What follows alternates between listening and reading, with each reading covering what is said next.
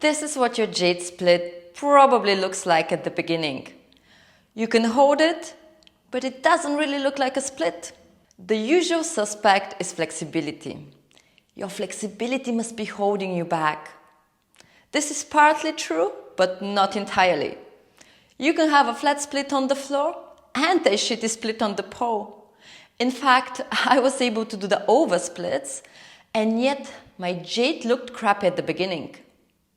This is because there's a difference between passive flexibility on the floor and active flexibility, where you use your strength and your muscles to open up the split. With the Jade, you can literally see the gap between your passive and your active flexibility. If you can do the splits on the floor, but not in the air, this means that you need to work on your active flexibility. If you can't do the splits on the floor yet, don't get discouraged. This doesn't mean that the Jade is going to be impossible and you can't do it at all. You also need to work on your active flexibility while improving your passive flexibility on the floor. Wherever you are with your splits, I recommend my on-demand lessons, Full Body Stretching. In these videos, I teach active stretching exercises for the pole and specifically for the Jade. You can check them out on thepoledancer.com/on-demand.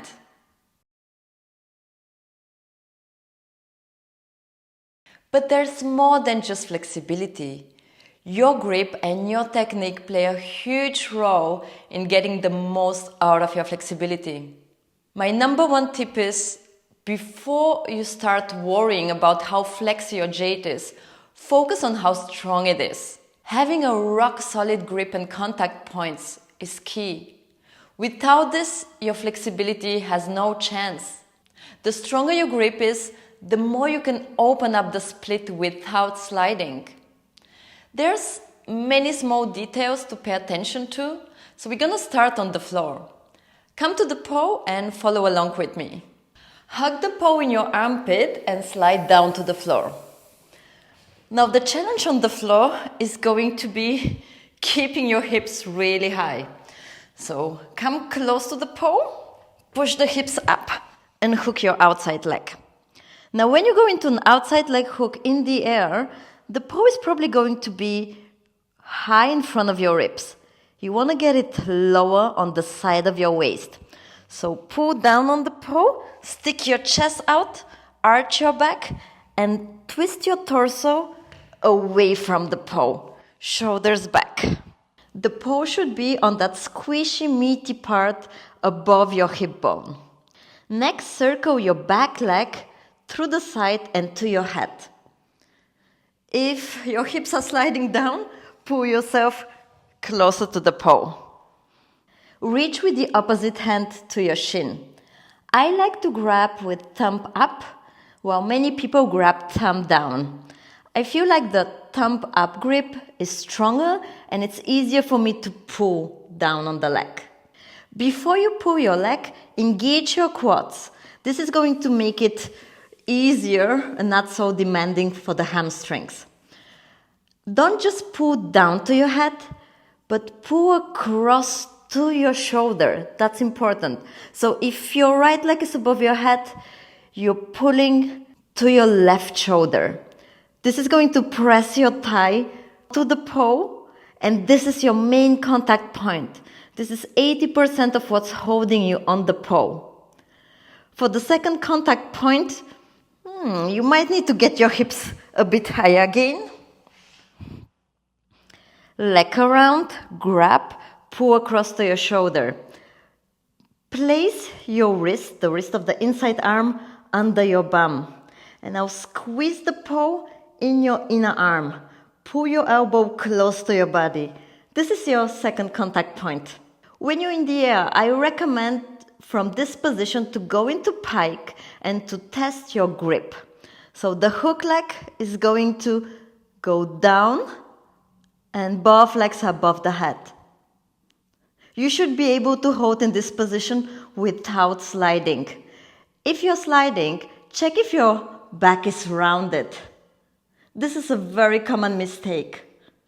Keep your back straight and your chest open all the time. Now let's hook again for the second part of this trick. You don't need to always go through pike. You can bring your leg directly back into the split. Now here's one tip. Don't have your leg straight from the very beginning. People tend to forget engaging the muscles here and kind of like ends up usually in a V shape. Instead, unhook your leg and bend it on the side of the paw. Engage your glutes, your bum, squeeze your butt cheeks together and reach with your foot to the floor. Try to open up the hips as much as possible. Reach to the floor until you can't go further. From here, engage your quads and straighten your leg from the knee down. If this is too much weight for your wrist, you can also try it with a straight arm. And if you feel like this is tipping you out of position, then make sure that you are pulling your top leg down. Reach to the floor with the toes, straighten, and make sure the top leg doesn't go up, pull down to counterbalance. Now try in the air. You need skin on the side of your waist. Come into an outside leg hook. Arch your back, get the paw on the side of your waist. Circle around with your leg. Engage your quads and pull to your shoulder. Second hand under your bum, squeeze the paw in your inner arm. From here, unhook your leg. Reach with your toes to the floor as much as you can. And from here, engage your glutes and your quads and straighten your leg. The more you open up your split, the more you might start sliding down. If you're sliding, pull the top leg even more across, squeeze the paw in your inner arm. Also check that you're not rounding your back. Keep your back straight. The fastest exit out of this position is inside leg hook.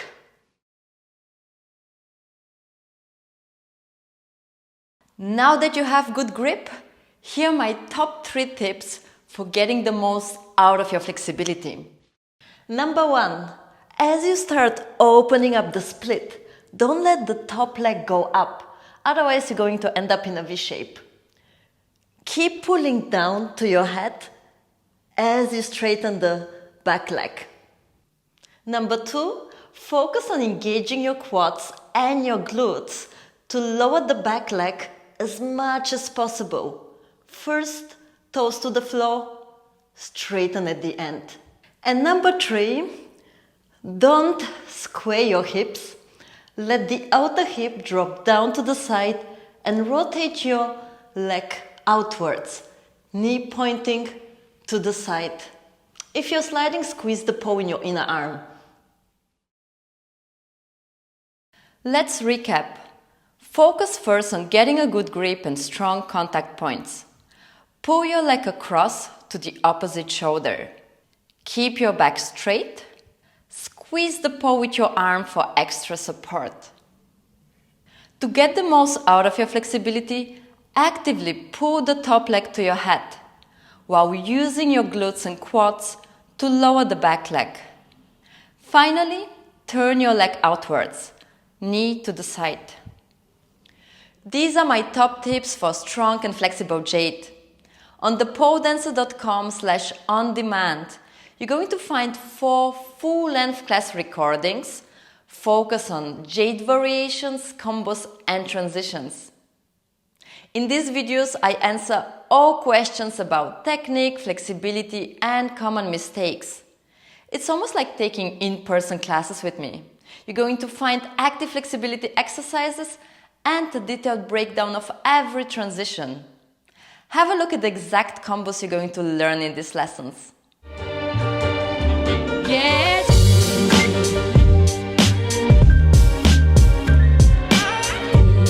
Put a spell on you.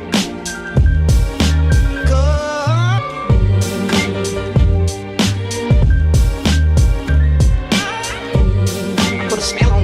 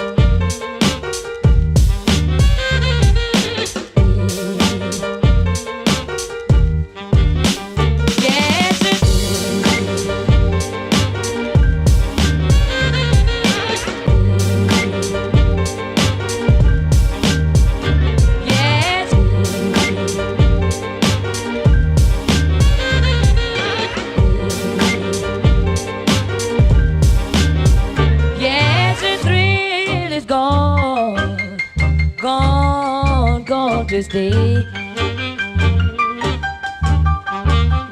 Baby,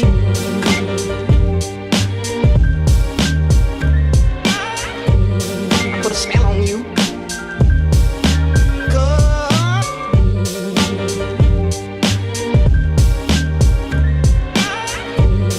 Put a spell on you.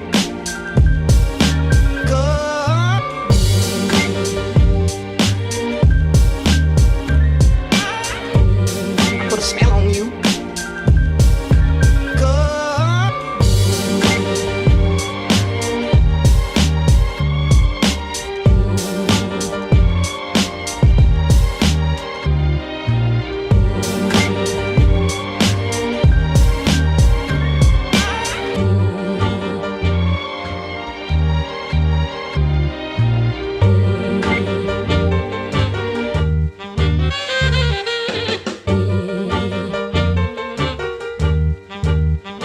yes.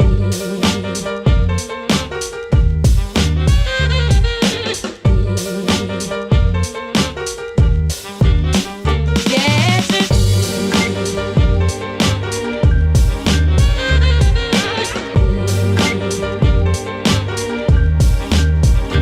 Yes.